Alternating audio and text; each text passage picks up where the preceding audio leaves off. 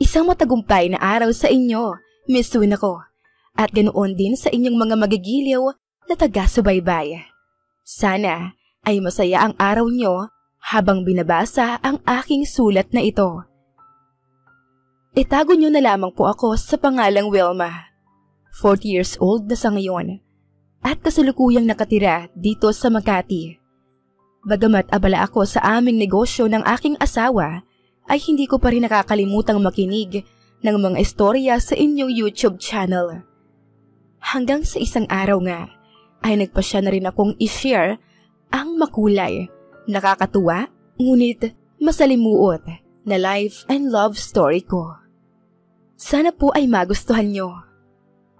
Miss Winako, uunahan ko na po kayo.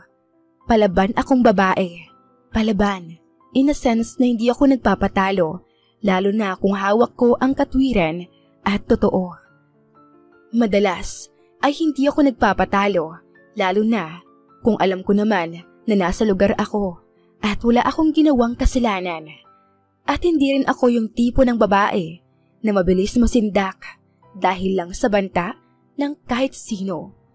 Maging sila man ay maimpluwensyang tao o kahit katulad ko lang din ng lebel at antas. Tubo at laking probinsya po ako at doon ay sobrang hirap ng buhay namin. Doon ko tunay na naranasan ang kasabihan na isang kahig, isang tuka. Magsasaka ang aking tatay, samantalang ang aking nanay naman ay mananahi ng mga punda ng unan at kurtina. At dahil hindi rin naman ganun kalaki ang kitaan sa mga ganoong trabaho at negosyo, kaya naman madalas ay kapos kami sa pangangailangan. Kung tutuusin, ay praktikal naman ang aking mga magulang. Masasabi ko iyon dahil mas pinili nila na ako lang ang maging anak. Kaysa dumami ang aking mga kapatid tapos sa bandang huli ay mahihirapan din naman silang suportahan at itaguyod.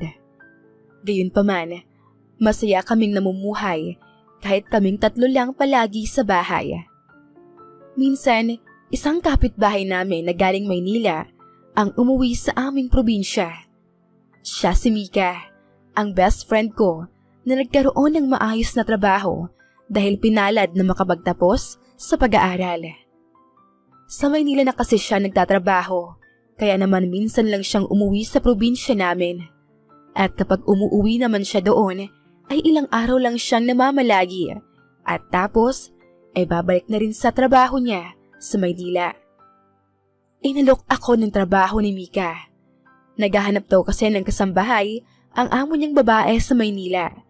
At dahil malaki naman ang offer at sobrang kailangan ko talaga ng trabaho ng mga panahon na iyon, tinanggap ko ang alok na iyon ni Mika. Ang hindi ko alam, isang linggo na lamang pala bago ang flight niya patungong Japan. Hindi raw niya muna ipinaalam sa akin at sa probinsya dahil naniniwala sila sa usog. Baka raw kasi makontra ng mga inggiterang kapitbahay at hindi pa matuloy. Kaya naman, nang dinala niya ako doon, ay isang linggo lamang kaming nagkasama bago siya tuluyang lumipad. Isang sales consultant si Mika ng amo namin na si Doña Matilda. Mabait ito sa kanya dahil saklaw niya ang mga trabaho ng isang may pinag-aralan at angkop iyon sa napagtapusan niyang kurso. Kaya naman, nang magustuhan ng Donya ang trabaho niya, ay kaagad nitong nilakad ang mga papeles niya upang maipadala siya sa negosyo nila sa Japan. Taong 2017 noon, nang nagsimula ako magtrabaho sa inirekomenda sa akin na iyon ni Mika. Ang nadatnan ko doon ay si Doña Matilda na nagsosulo lamang sa malaking bahay. Noong naroon pa si Mika, ay maayos pa ang pakikitungo sa akin ng matanda kong amo. Ngunit, nang makaalis na ang aking kaibigan, ay biglang nag-iba na ang trato niya sa akin. Nagsimula na siyang magsalita at magbitaw ng mga hindi kanais-nais at hindi magagandang salita kahit alam ko naman na maayos ang aking trabaho. Tiniis ko iyon dahil maganda naman ang sweldo sa kanila. 7,000 pesos ang sahod ko doon kada buwan. Libre sa lahat at meron pa akong 2 araw na day off sa loob ng 1 buwan. Para sa aming mga taga-probinsya ay sobrang laking tulong na iyon dahil nahahawakan ko ng buo ang aking sahod nang walang kahit pisong kaltas. Noong una ay natatanggap ko pa ang mga masasakit na salita na sinasabi sa akin ng aking amo. Ngunit kalaunan ay tila napansin ko na nagiging abusado siya sapagkat hindi ako kumikibo sa tuwing magsasalita siya sa akin ng ganon. Naaalala ko kasi ang habilin sa akin ni nanay bago ako sumama kay Mika papuntang Maynila. Ang sabi niya, kung ano raw ang ugali na nakasanayan ko sa probinsya ay iwanan ko na doon at huwag ko na raw dalhin sa Maynila. Lalo pa nga at ang pakikisamahan ko ay ang aking magiging amo. Pero miss soon ako. Minsan, kahit pinipilit mong magbago, ay meron talagang tao o pagkakataon na mapipilitan ka rin ipakita at ibalik kung sino ka talaga noon. Kaya minsan, kahit ipangako mo sa sarili mo na magiging mabait ka sa iba, ay hindi mo pa rin pala iyon mapapangatawanan dahil hindi lang naman ikaw ang tao sa mundo. Meron at meron talagang tao na bubisitin ka at iinisin ka para mapuno ka at ilabas mo kung ano ang tunay na ikaw. Nasanay naman na sana ako sa ugali ni Doña Matilda sa akin. Paano ba naman, sa araw-araw na magkasama kami, ay puro bulyaw, mura, paglalait, at iba-iba pang hindi maganda sa pandinig na salita ang palaging laman ng bibig niya sa tuwing kakausapin niya ako. Isang umaga, habang naghahanda ako ng almusal niya at nagpatimpla siya sa akin ng kape, ay aksidenteng nagkamali ako ng nagamit na tasa kung saan ay hindi talaga iyon ang madalas niyang gamitin. Labis ang galit niya sa akin at mabilis ang kamay na ibinuhos niya sa akin ang bagong timplang kape. Kaagad akong napaatras dahil sa gulat. Ngunit habang inaayos ko ang aking sarili at pinapagpag ang basa sa aking katawan, ay isang malakas na boses ng lalaki ang biglang pumasok sa kusina. Could you please stop it?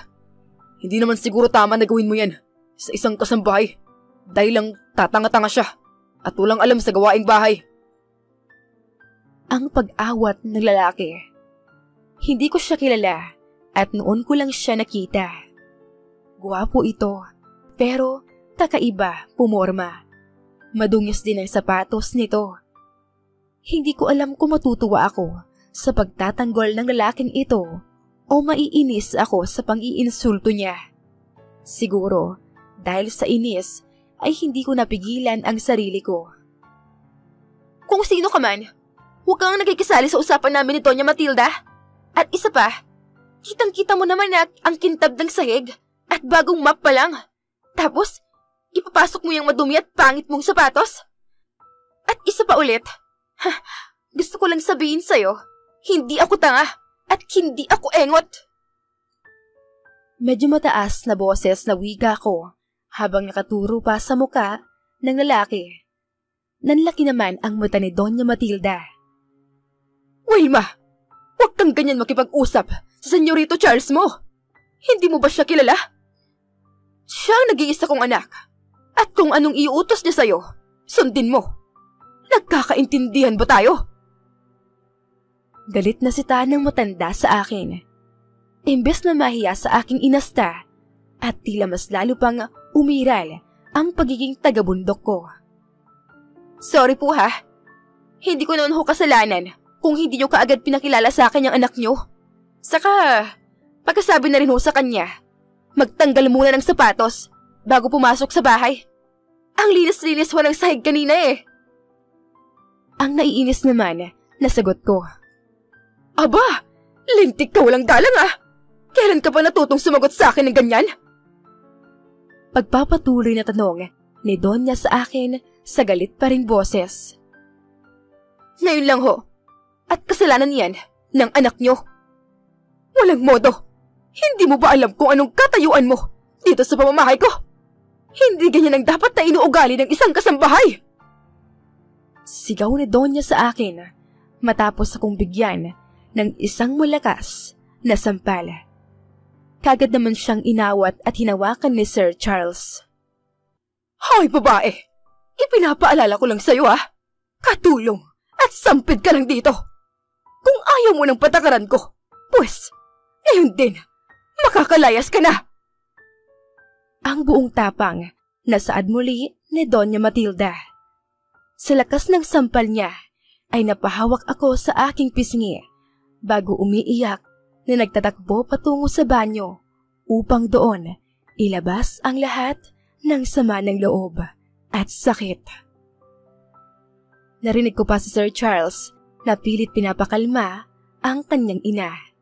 Naisip ko, kaya naman pala walang nagtatagal na kasambahay sa bahay na iyon ay dahil sa ugali ni Donya Matilda. Nuknukan naman pala ito ng sama ng ugali. Ang totoo, gusto ko nang lumayas. Pero naisip ko rin, sayang ang perang kikitain ko kung aalis ako. Hindi pa naman madaling maghanap ng trabaho. Kaya naman kahit mahirap, ay pilit kong pinapakisamahan ang aking amo. Habang tumatagal ako sa bahay ni Donya Matilda, ay unti-unti kong nalalaman ang ilan sa mga kwento ng kanilang buhay. Dahil minsan ay naririnig ko ang pag-uusap nilang mag-ina. Kunwari ay abala ako sa pag-uusog-usog ng mga silya at sofa habang nagwawalis. Ngunit ang aking tenga ay nakatutok sa pakikinig sa usapan nila. At nalaman ko na si Sir Charles nga ang nag-iisang anak niya at matagal nang nanirahan sa Amerika. Dahil doon ito nagtapos sa pag-aaral ng aeronautics. At di magtatagal ay magiging isa na itong ganap na piloto. Nalaman ko rin nakakahiwalay lang niya sa kanyang long-term girlfriend dahil natuklasan nila na tanging pera lang ang habol nito sa kanya. Sa huli ay nabuntis ito sa ibang lalaki.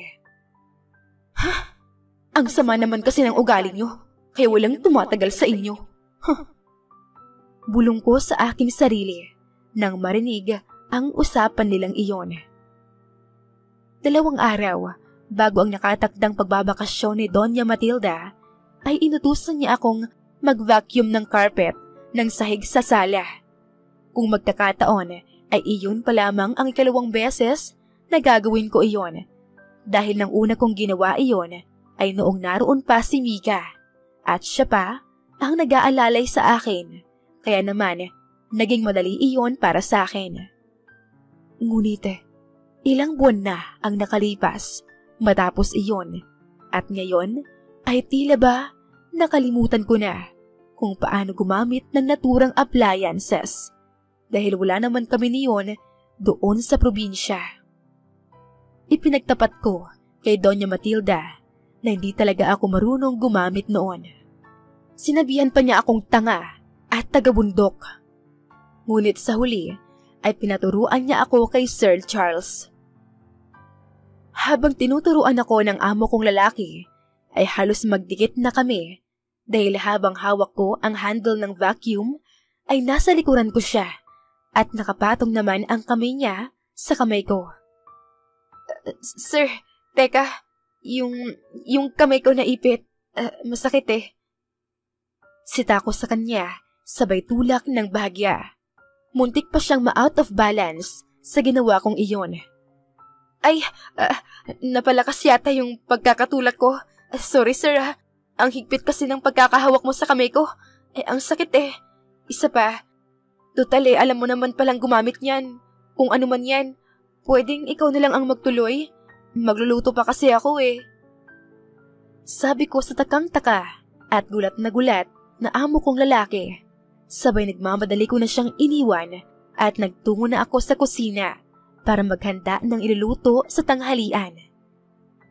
Nakita ko pa na naiwan siyang kumakamot sa ulo, pero hindi ko na lang iyon pinansin pa.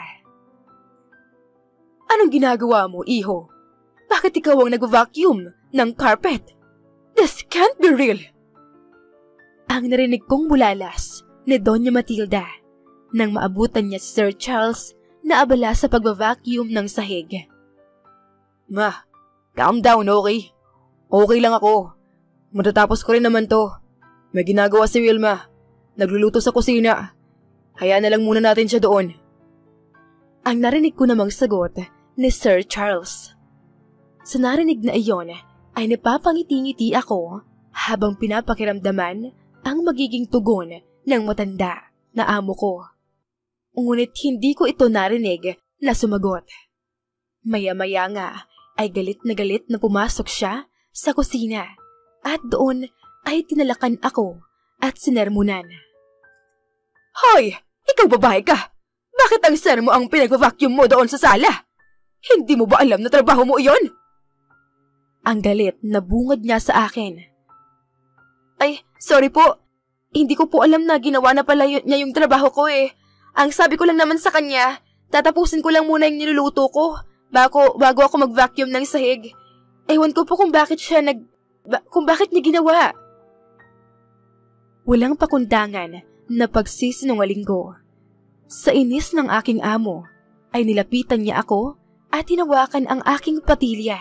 Sabay hinila iyon paitaas, kaya nakaramdam ako ng sobrang sakit at tila nag-init ang aking tenga. Bigla namang dumating si Sir Charles at inawat ang kanyang ina. Sumusobra ka na ha? Isa na lang, Wilma. Isa na lang talaga. Palalayasin na kita dito at ibabalik kita sa lugar kung saang lupalop ka nang galing.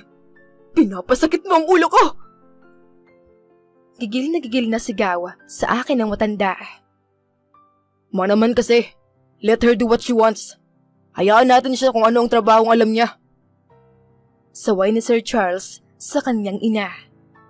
Meson ako, ganoon naging kagulo ang buhay nila Sir Charles nang dumating ako sa bahay. Ang dati ay tahimik at kalmado nilang paligid. Ngayon ay napuno ng araw-araw na sisihan, bangayan, sigawan at pangmamata ni Doña Matilda. Ngunit masaya naman ako dahil madalas ay nagiging knight in shining armor ko si Sir Charles sa tuwing inaatake ako ng kalaban na si Doña Matilda. Ewan ko ba, sa sobrang maldita ng kanyang ina ay nakakatagal pa rin ako. Siguro dahil nag-e-enjoy ako kapag pinagtatanggol ako ni Sir Charles. Isang umaga, habang nasa gilid ng swimming pool si Doña Matilda at nagbabasa ng magazine habang umiinom ng juice, ay inutusan niya ako na kunin ang kanyang sunblock lotion. Ngunit, dahil sa labis na abala ako sa aking trabaho, ay face wash pala at hindi sunblock ang naiabot ko sa kanya. At dahil abala din siya sa pagbabasa ng mga naturang magazine, ay hindi niya rin iyon napansin ng kanyang ipahid sa balat. Maya-maya lang ay naririnig ko na ang malakas na pagsigaw. Tinatawag ako. Gulat naman akong tumakbo sa kanyang direksyon at doon ko napag-alaman na mali pala ang naibigay ko sa kanya. Ilang saglit lang ay dumating naman si Sir Charles at tinanong ako kung anong nangyari. Hindi ko naman alam ang sasabihin ng mga oras na iyon sapagkat alam ko na ako ang may kasalanan ng lahat. Sa labis na galit sa akin ng aking among babae, ay itinulak niya ako sa swimming pool at doon ay bumagsak ako. At kahit laki sa probinsya, ay malayo naman kami sa mga karagatan, kaya naman ay hindi ko natutunan ang paglangoy. Hindi ko alam kung paanong ililigtas ang sarili ng oras na iyon. Unti-unti ay nakakainom na ako ng mga tubig at inuubo na ako ng gusto, kasabay ang hirap ko sa paghinga. Unti-unti na ring nanlalabo ang aking mga mata habang lubog-ahon akong humihingi ng tulong.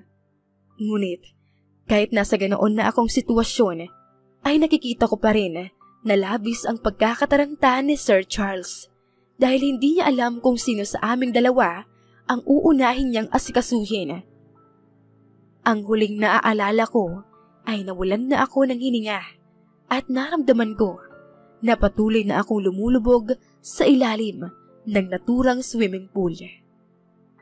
Madilim na nang nagising ako at nasa loob ng isang magarang kwarto. Alam ko na hindi iyon ang kwarto ko sapagkat ang kwarto ng mga kasambahay na tinutulugan ko ay hindi ganoon kaganda. Iginala ko ang aking paningin at nakita ko sa isang sulok ng silid si Doña Matilda na nakapikit habang nakatukod ang mga kamay sa muka. At si Sir Charles naman ay nakayuko sa gilid ng kama habang natutulog. Naramdaman nila ang aking pagkilos at nagmamadali silang dalawa na tila nagulat pa. "Kamusta na ang pakiramdam mo, iha?" Ang nag-aalalang tanong ni Doña Matilda sa akin. Bigla naman akong napaisip sa nangyayari. Panaginip lamang ba ito? Bakit tila bigla yatang bumait sa akin ang isang ito? Ang huling naaalala ko ay ang paglubog ko sa swimming pool at kasunod noon ay naririto na ako sa silid na ito. "Sobra ako naglala sa'yo, Wilma. Sobra. Kung alam mo lang." Seryoso at maluhaluhang wika ni Sir Charles habang biglang hinawakan ang aking mga palad at bahagyang hinagkan iyon. Ayos naman na ang pakiramdam ko, pero nauuhaw ako. "Madam, ikaw po kasi ang malapit sa kuhanan ng tubig. Pwede mo po ba akong ikuha?" Pakiusap ko sa matanda. Sumimangot ito ng bahagya, ngunit kumuha pa rin ng tubig sa water dispenser na nasa kanyang likuran. Nang iabot iyon sa akin ng matanda, ay nakita ko ang braso niya. Naalala ko ang kapalpakan ko sa sunblock niya. Kaagad ako nag-sorry.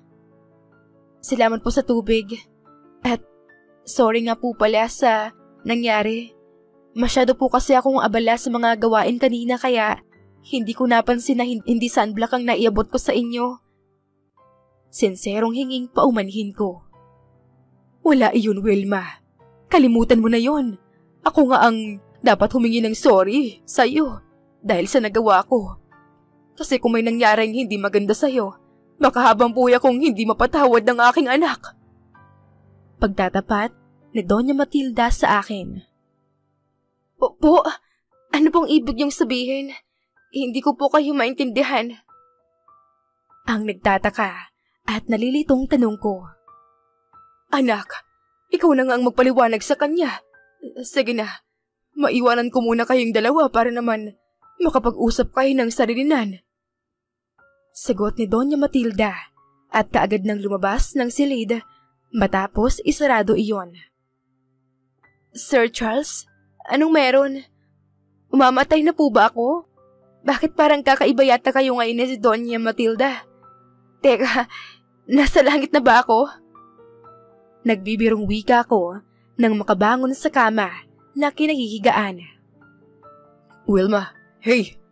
Kumalma ka muna. Makinig ka sa akin." Panimula ni Sir Charles habang nakatitig sa akin at hinawi pa ang mga buhok ko na napunta sa aking mata. "I like you, Wilma. No, I love you." Kaagad na wika niya nang magtama na ang aming paningin. Nang tumapat ang muka ko sa muka niya, ay doon ko lang labis na napagmasdan ang kabuuan ng kanyang itsura. Mesuna ko.